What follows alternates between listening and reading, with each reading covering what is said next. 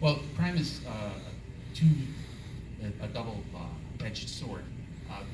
Reported crime is actually down in the city of DeKalb, but the emotional impact of crime is what I hear from my residents. When I went door knocking, almost every resident indicated to me that when they read the Chronicle, they're very concerned about the level of crime in the city and the kinds of crimes that we face. And so they want the reassurance that Fifth Ward is a very safe neighborhood. It's a very family-friendly neighborhood. Our residents are a little bit older, but it is generally a nice place to live. And so they want to be assured that it's going to remain that way, and they want the government to be responsive to that. They don't feel that the city is doing enough to address crime. You spoke of older residents in your area. What about the decline of residents staying in our area? The older people seem to be wanting to move out. You know, how are we going to address those people as part of our residency? Well, in the long run, we want to make the city a place where people want to stay. And so what we want to do is we want to attract fantastic businesses, larger businesses, good jobs to the neighborhood, and we want to make sure that there's roads to travel on, there's transportation issues in terms of the busing. We're going to have great jobs. We have to be able to provide a way for residents to get to those jobs.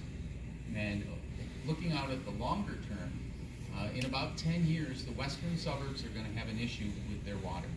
And so there are a lot of great businesses in the western suburbs of Chicago, and they are going to find themselves needing to relocate as the water tables drop.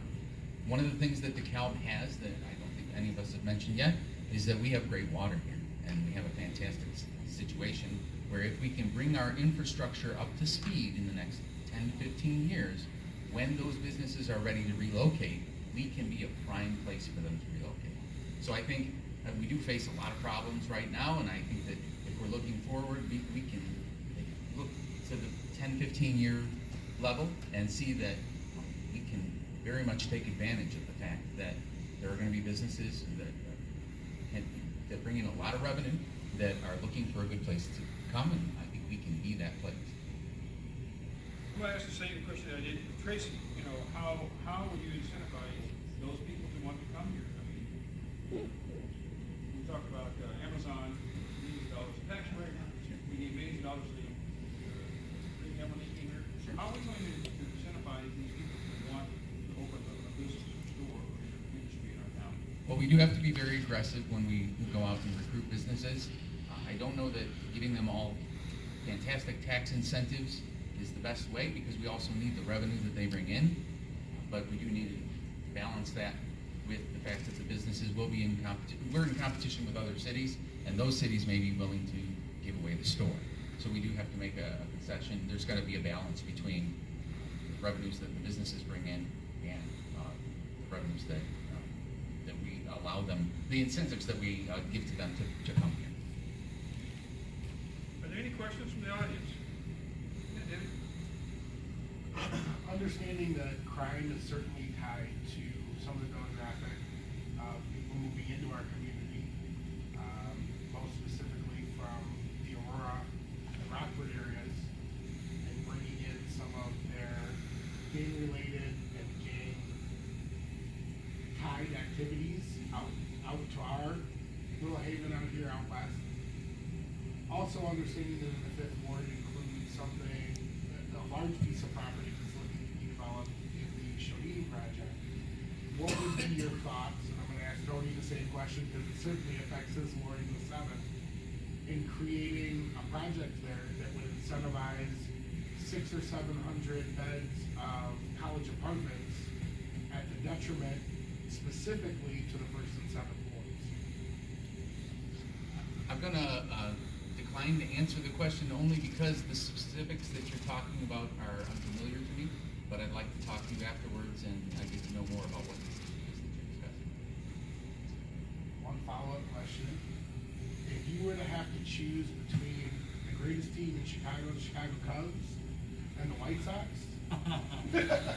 Well, as a lifelong White Sox fan, I can say that my son is a huge Cubs fan, and I have softened my hostility towards the Chicago Cubs over time. bring up a good point, and I'm going through scenario, Eddie. We lost O'Leary's. And one of the things we're talking with the owners of O'Leary's, they had a buyer. But one of the reasons they didn't want to come here was the excessive fees for liquor license and entertainment license or whatever. As an alderman, would you be willing to waive the first year fees in order to get a business to want to come here? That does sound like a good idea. I don't think we're going to save the city by bringing in a bunch of bars. I don't think that, in terms of revenue sources, that's a great idea to have something for the kids to do. But even if we were to bring in 5 new bars, the revenues that those bring in long term are not going to save the city. But in terms of making it attractive to come, absolutely. We have an empty building now. Yeah, well, yeah. Something is better than nothing. Absolutely. At this point, it is a restaurant, and it doesn't have to be a bar. We really don't have bars anymore like we used to have. Right. They're combos. But that would be an incentive program. We have to look at it. Absolutely. I think all of us have to look at that. We have to figure out a way to say, what can we do to help you? Instead of saying, no, you gotta pay all this. You know, I like to tell because people understand something. If I'm gonna buy O'Leary's, it's $600,000. That's a lot of money. I've invested a lot in this community, and to tag on another 20,000 for fees and stuff, I think it's something we have to address, each case by case. Well, and I opened up a startup company myself, and the first 2 years were a struggle. And so if anything that we can do to help a company like that establish themselves in the community is a great boon to the overall health of the city long term. Any other questions? Yes, sir. This is not, I'm a Fifth Ward resident, and that's why I'm asking it now. It's not a Fifth Ward question. In terms of TIF projects, what criteria would you use above and beyond those that are within the laws that govern TIF and I guess there was a local thing passed recently or is in the process of being passed? Anyway, what criteria would you use besides the laws to decide what are projects that should be funded with TIF dollars? Andre brings up a good question. The TIF projects ultimately are supposed to bring about the end to blight. And we just ended a TIF project that was 30 years long, and we had just started a new TIF project. So clearly, tacitly, we are admitting that that TIF did not end the blight in the downtown area. That's the first one. The second one, and I know the city has done some of this already, is talking about return on investment. And then what Tracy talked about clawbacks. If we give you a bunch of money and we're gonna help you start your business and your revenue is not what you projected it to be, you're gonna owe us some of that money back. So those are great ways to make the TIF stronger and to make sure that that money is well spent. We don't wanna see things like empty storefronts at a business, for example, that we spent $3.5 million on. And it's a beautiful building, but those empty storefronts, there's a tavern that's empty. There's also a hairdresser place that was supposed to be built that is not yet open. So those kinds of things, if we're not meeting those deadlines, then those businesses need to return the money.